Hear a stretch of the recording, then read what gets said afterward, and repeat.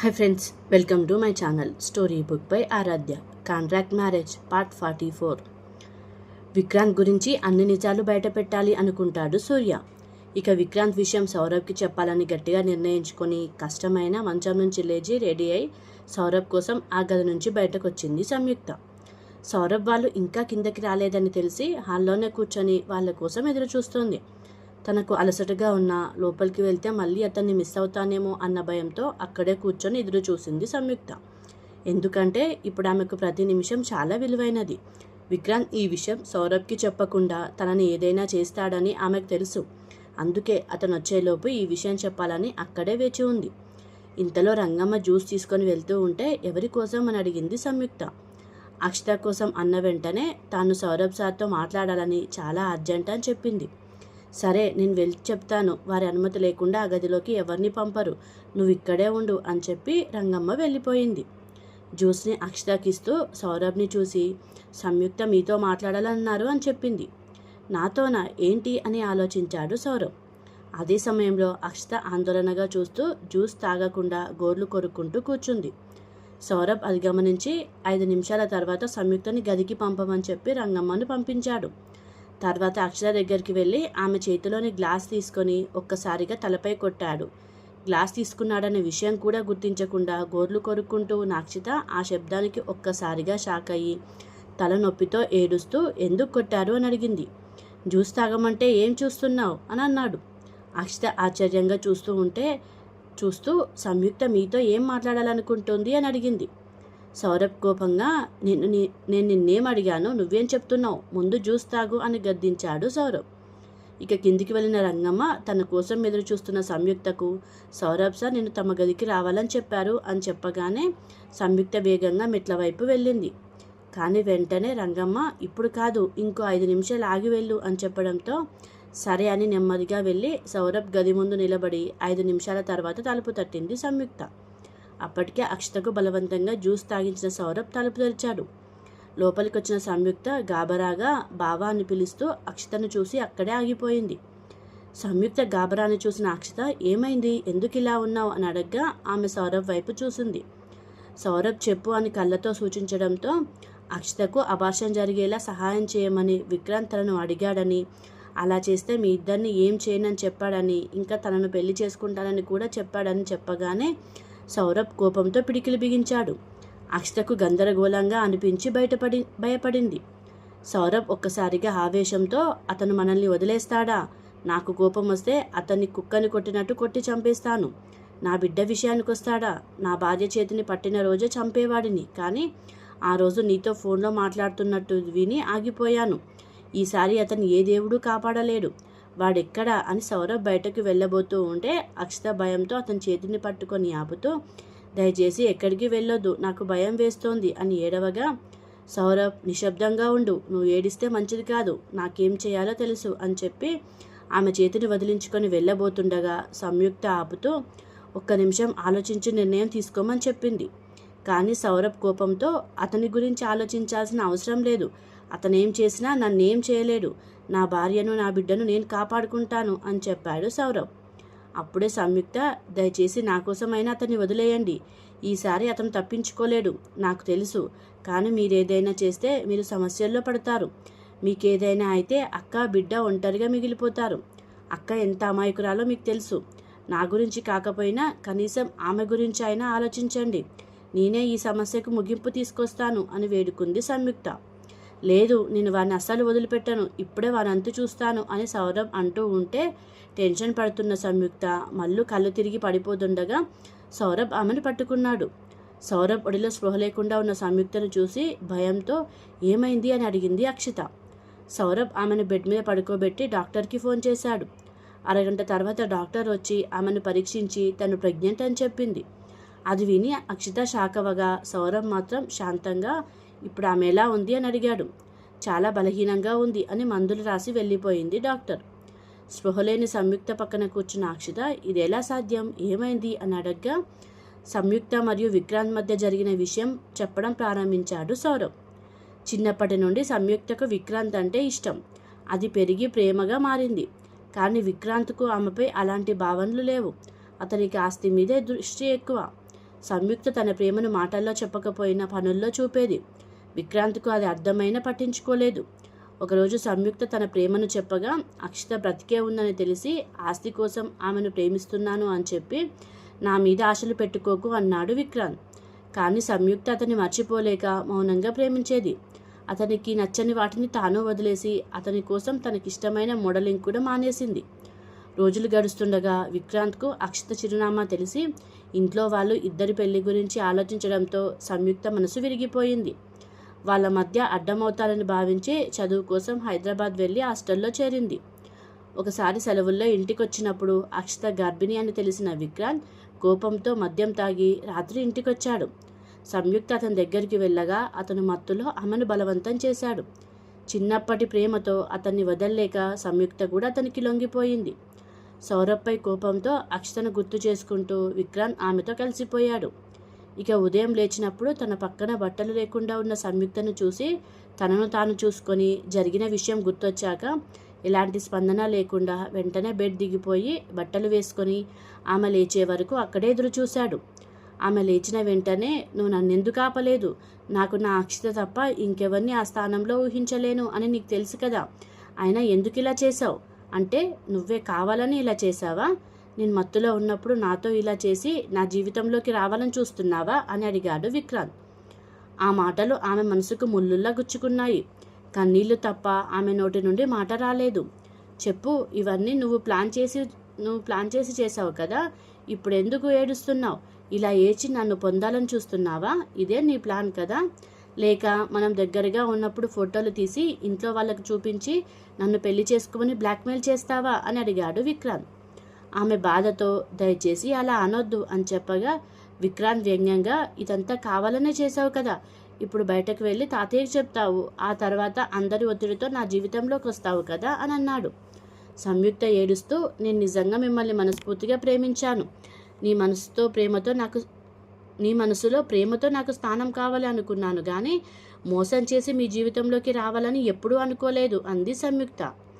అది అసాధ్యం. నా మనసులో నా జీవితంలో ఎప్పుడూ అక్షిత మాత్రమే ఉంటుంది.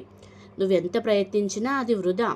ఒకవేళ జరిగినది ఇంట్లో చెప్పి నన్ను బలవంతంగా ఒప్పించి నా జీవితంలోకి రావాలని చూసినా నేను ప్రాణం తీసుకుంటాను, కానీ అక్షిత స్థానంలో ఇంకెవరిని ఊహించలేను అని చెప్పి ఆమె మనసును పూర్తిగా పగలగొట్టి గది నుంచి బయటకు వెళ్ళిపోయాడు విక్రాంత్. విక్రాంత్కు సంయుక్త మనసు తెలుసు.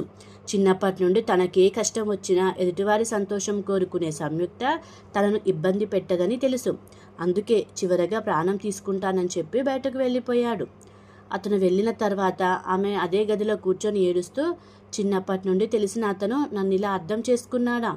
నా ప్రేమలో నిజాయితీ కనిపించలేదా? నేను స్వార్థపరురాలనా? అందుకే అతని ప్రేమ దక్కలేదా అని ఆలోచించింది. తర్వాత విక్రాంత్ అక్షిత లేకపోతే బ్రతకను అన్న మాటలు గుర్తు చేసుకొని అతనికి అక్షితపై నిజమైన ప్రేమ ఉండొచ్చు అని అనుకొని తన వారి మధ్యకు రావడం తప్పు అనుకున్నది. జరిగినది తనకు ఒక జ్ఞాపకంగా ఉండాలి, కానీ తన వల్ల విక్రాంత్కి ఎప్పుడూ ఇబ్బంది రాకూడదు అని, ఈ విషయం ఎప్పటికీ బయటకు రాకూడదు అని నిర్ణయించుకుంది సంయుక్త. ఇది జరిగింది అంటూ సౌరభ్ చెప్పిందంత విన్న అక్షిత ఆశ్చర్యంతో ఇంత జరిగిందా అంది. అవును అంటూ సౌరభ్ కోపంతో విక్రాంత్ని చంపేస్తానని చెప్పి వెళ్ళబోతుండగా అక్షిత అతని చేతిని పట్టుకొని ఆపి, ఇప్పుడు అతన్ని చంపితే సంయుక్తతో పాటు ఆమె గర్భంలోని బిడ్డ కూడా అనాథ అవుతుంది అని చెప్పింది.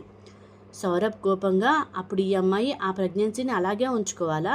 అతను చేసిన తప్పు కోసం ఈ అమ్మాయి జీవితం అంతా బాధపడాలా అని అడిగాడు. దయచేసి ఆ చిన్న బిడ్డ కోసమైనా ఆలోచించండి అని చెప్పింది అక్షిత. నీకేమైంది? నిన్నేం చెప్తున్నానో అర్థం కావడం లేదా?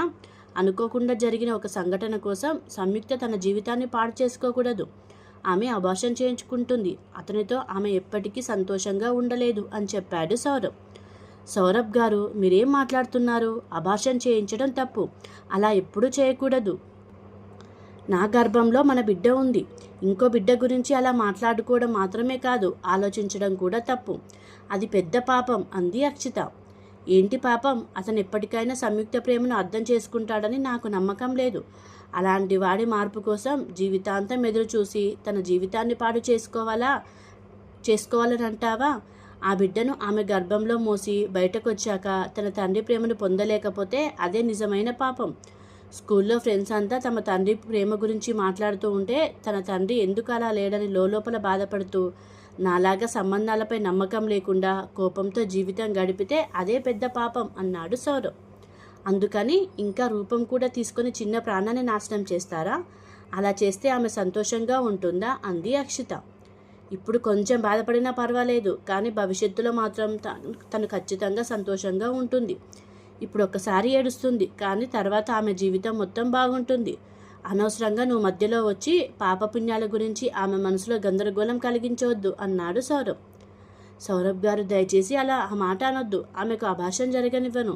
నేను ఒప్పుకోను. అవసరమైతే నేను తాతగారితో మాట్లాడతాను. వాళ్ళిద్దరి పెళ్లి జరిగేలా చేస్తాను. అవసరమైతే నా పేరుతో ఉన్న ఆస్తి అంతా అతనికి రాసిస్తాను. కనీసం ఆస్తి కోసమైనా అతను సంయుక్తను జాగ్రత్తగా చూసుకుంటాడు అంది అక్షిత. అక్షిత మాటలకు సౌరభ్ కోపంతో చెయ్యెత్తి కొట్టబోయి కష్టంగా తన కోపాన్ని అదుపు చేసుకొని, నీకు పిచ్చి పట్టింది. ఇది ఆస్తి విషయం కాదు. అతను నువ్వు అనుకున్నంత మంచివాడు కాదు. అతను ఎప్పటికీ ఆమె ప్రేమను అర్థం చేసుకోడు. ఆమెను పొందే అర్హత కూడా లేదు. అతనితో ఆమె సంతోషంగా ఉండలేదు. మళ్ళీ అతనితో ఆమెను కలిపే ఆలోచన కూడా చేయొద్దు. నేను వెళ్తున్నాను. నువ్వు అనవసరంగా జోక్యం చేసుకొని ఇంటి బయటకు అడుగు పెడితే నీ కాలు విరుస్తాను అని గట్టిగా హెచ్చరించి కోపంగా బయటకు వెళ్ళిపోయాడు సౌరవ్. అతను వెళ్ళగానే అక్షిత తల పట్టుకొని అక్కడే సంయుక్త పక్కన ఆందోళనగా కూర్చుంది. ఇక 15 నిమిషాల తర్వాత కళ్ళు తెరిచిన సంయుక్త పక్కన ఉన్న అక్షితను చూసి తానెక్కడున్నానో అర్థం చేసుకొని సౌరభ్ కోసం చూసింది. అక్కడ తను కనిపించకపోవడంతో భయపడి ఒక్కసారిగా లేవడానికి ప్రయత్నించగా అక్షిత ఆమెను ఆపుతూ, జాగ్రత్తగా ఉండు. ఇప్పుడిలా ఒక్కసారిగా లేవకూడదు. అది నీకు మంచిది కాదు అంది. అక్షిత ఎందుకు అలా చెబుతోంది అని అర్థం కాక సంయుక్త లేవడానికి ప్రయత్నించగా అక్షిత ఆమెను పట్టుకొని జాగ్రత్తగా కూర్చోబెట్టింది. అక్షిత చూపుతున్న శ్రద్ధకు సంయుక్త గందరగోళంగా, ఏంటక్క నన్ను ఇలా ఎందుకు చూసుకుంటున్నావు? నాకేమైంది అని అడిగింది. అప్పుడు డాక్టర్ చెప్పిన విషయాన్ని అక్షిత చెప్పింది. అది విన్న సంయుక్త కళ్ళలో వెంటనే కన్నీళ్ళు వచ్చాయి. ఆమె ఏడుస్తున్నది చూసి అక్షిత ఆమెను ఓదారుస్తూ, శాంతంగా ఉండు, బాధపడకు. ఇది నువ్వు కావాలని చేస్తున్నది కాదు కదా అంది. అప్పుడు సంయుక్త ఆశ్చర్యంగా, అక్క నీకు అని అడిగింది. నాకు తెలుసు, సౌరభ్ అన్నీ చెప్పాడు అని అంది అక్షిత. అప్పుడు సౌరభ్ వెళ్లే ముందు చెప్పిన మాటలు సంయుక్తకు గుర్తొచ్చాయి. అక్క బావెక్కడున్నాడు అని అడిగింది. నేను ఎంత చెప్పినా వినకుండా కోపంగా బయటకు వెళ్ళిపోయారు సంయుక్త. నాకు భయంగా ఉంది. సౌరభ్ విక్రాంత్ని ఏం చేస్తాడో అని అంది అక్షిత. అక్క నువ్వు భయపడొద్దు, నేను బావతో మాట్లాడతాను. ముందు నేను వెంటనే వైజాగ్ వెళ్ళి తాతయ్యకు డాడీకి విషయం చెప్పాలి. బావను ఆపగలిగేది తాతయ్య మాత్రమే అంది అక్షిత. అవును సంయుక్త, నేను కూడా వస్తాను. ఏ ఆస్తి కోసం విక్రాంత్ నీ ప్రేమను పట్టించుకోకుండా నా వెంట పడుతున్నాడో, ఏ ఆస్తి కోసం నన్ను నా భర్త నుంచి దూరం చేయాలని చూస్తున్నాడో ఆ ఆస్తి నాకు అవసరం లేదు. నేను నా భర్తతో చాలా సంతోషంగా ఉన్నాను అని చెప్పాలి అంది అక్షిత. నిజమక్క, నీ ప్రేమ గురించి, బావతో నీకున్న బంధం గురించి, మీ ఇద్దరి ప్రేమకు ప్రతీకగా నీ గర్భంలో పెరుగుతున్న మీ బిడ్డ గురించి నువ్వే నీ నోటితో చెప్తేనే తాతయ్యకు అర్థమవుతుంది. నీ మౌనం, నీ భయం వల్లే నేడు ఈ పరిస్థితి వచ్చింది అని సంయుక్త చెప్పగానే, ఏంటి కానీ చెప్పు అని అక్షిత అడిగింది. అదే అక్క, నువ్వు అక్కడికి రావడానికి బావ ఖచ్చితంగా ఒప్పుకోడు అని అంది సంయుక్త. లేదు, నేను ఖచ్చితంగా వస్తాను అని అక్షిత చెప్పింది. ఇంతలో ఎక్కడికి వెళ్తావు నువ్వు? ఎక్కడికి అని గంభీరంగా సౌరభ్ స్వరం వినిపించగానే ఇద్దరూ ఒక్కసారిగా తల తిప్పి తలుపు వైపు చూశారు. కోపంతో లోపలికి వస్తున్న సౌరభ్ని చూసి సంయుక్త భయంతో తల వంచితే అక్షిత పరిస్థితి మరోలా ఉంది. నేను వైజాగ్ వెళ్ళాలని అనుకుంటున్నాను అని సంయుక్త చెప్పింది. అక్షితని చూస్తూ లోపలికి వచ్చిన సౌరభ్ సంయుక్త ఎదుట నిలబడి, ఎందుకు ఇలా ఒక్కసారిగా వైజాగ్ ఎందుకు అని అడిగాడు. తల వంచుకున్న సంయుక్త కడుపుపై చెయ్యి పెట్టుకొని ఏదో చెప్పడానికి నోరు తెరవగానే ఆమె చెంప పట్టుకొని తల పైకి లేపాడు సౌరభ్. తనను నేరుగా చూస్తున్న సౌరభ్ని చూసి కళ్ళలో నీళ్లు నిండినా వాటిని ఆపలేక మళ్ళీ తల వంచబోతే, తల వంచకు సంయుక్త, తప్పు చేసిన వాళ్ళు తల వంచుతారు. అంటే నువ్వు చేసినది తప్పు అని తెలిసి కూడా చేశావని ఒప్పుకుంటే తల వంచు అని గట్టిగా అన్నాడు సౌరభ్. వెంటనే ఆమె తలెత్తి చూసింది. అది చూసిన సౌరభ్ స్వల్పంగా నవ్వుతూ, ఇప్పుడు చెప్పు, ఇప్పుడు ఒక్కసారిగా వైజాగ్ ఎందుకు అని అడిగాడు. విక్రాంత్ గురించి తాతయ్యకు చెప్పడానికి అని చెప్పింది ఆమె. ఏం చెప్తావు? ఏ విషయం గురించి అని అడిగితే, అతను అక్కను మీ నుండి దూరం చేయడానికి, అక్క ఆభాషానికి ప్రయత్నించడం, ఇప్పుడు కూడా అక్క ప్రెగ్నెన్సీ పోవడానికి నా సహాయం అడిగిన విషయం ఇవన్నీ చెప్తాను అని చెప్పింది సంయుక్త. అంటే ఇవన్నీ చెప్పి వాళ్ళు అతన్ని ఆపితేనే నా భార్యను కాపాడుకోలేని అసమర్థుడు నేనా అని సౌరభ్ గంభీరంగా అడిగాడు. అది కాదు అని సంయుక్త చెప్పగానే, చాలు ఇక ఈ విషయం మానేసే, నా విషయం నేను చూసుకుంటాను, నా భార్యను నా బిడ్డను ఎలా కాపాడుకోవాలో నాకు తెలుసు. ఇదే కారణంగా నువ్వు వైజాగ్ వెళ్ళాలని అనుకుంటే ఆ ప్రయాణం రద్దు చేసుకో. నేను డాక్టర్ అపాయింట్మెంట్ తీసుకున్నాను, మనం ఆసుపత్రికి వెళ్ళాలి, రెడీ అవ్వు. నీకు అబార్షన్ చేయించడానికి నేను డాక్టర్తో మాట్లాడాను అని సౌరభ్ ఒక్కసారిగా చెప్పేశాడు. సంయుక్త ఏడుస్తూ తన కడుపుపై చెయ్యి పెట్టుకొని అలాగే ఉండిపోయింది. ఏమంటావు సంయుక్త, వెళ్దామా అని అడిగాడు సౌరభ్. ఈసారి సంయుక్త భయంతో 2 అడుగులు వెనక్కి వేసింది. అక్షిత మాత్రం ధైర్యంగా అతని ముందు నిలబడి, ఇది తప్పు సౌరభ్ గారు, మీరు చాలా తప్పు చేస్తున్నారు అని చెప్పింది. అక్షిత, నేనేం చేస్తున్నానో నాకు తెలుసు, నువ్వు చెప్పాల్సిన అవసరం లేదు. నీకు ఆమె చెల్లెలైతే ఆమె నాకు మా అమ్మలా కనిపిస్తుంది. చేయని తప్పుకు ఆమె ఎందుకు శిక్ష అనుభవించాలి? ఆమె గర్భంలో ఉన్న బిడ్డ ఎందుకు అవమానాలు ఎదుర్కోవాలి? అందుకే అవన్నీ జరగకముందే నా కళ్ళ ముందే మా అమ్మలా ఇంకొకరు నాలాంటి ఇంకొక బిడ్డ బాధపడకముందే నేను జాగ్రత్త పడాలనుకుంటున్నాను అని సౌరభ్ గట్టిగా అన్నాడు. ఎందుకు సౌరభ్ గారు అలా ఆలోచిస్తున్నారు? బహుశా తను గర్భవతి అని తెలిస్తే అతనిలో మార్పు రావచ్చు. అయినా ఆమె అభిప్రాయం లేకుండా ఆమె జీవితానికి సంబంధించిన ఇంత పెద్ద నిర్ణయం మీరు ఎలా తీసుకుంటారు? మీరు ఇదే చేయాలని అనుకుంటే మీకు ఆ విక్రాంత్కి తేడా ఏముంటుంది అంది అక్షిత. ఓకే ఫ్రెండ్స్, ఆ తర్వాత ఏం జరిగిందో తర్వాతి భాగంలో చూద్దాం. మీకు ఈ కథ నచ్చినట్లయితే ఈ ఛానల్ని సబ్స్క్రైబ్ చేసుకోగలరు. Please subscribe to my channel.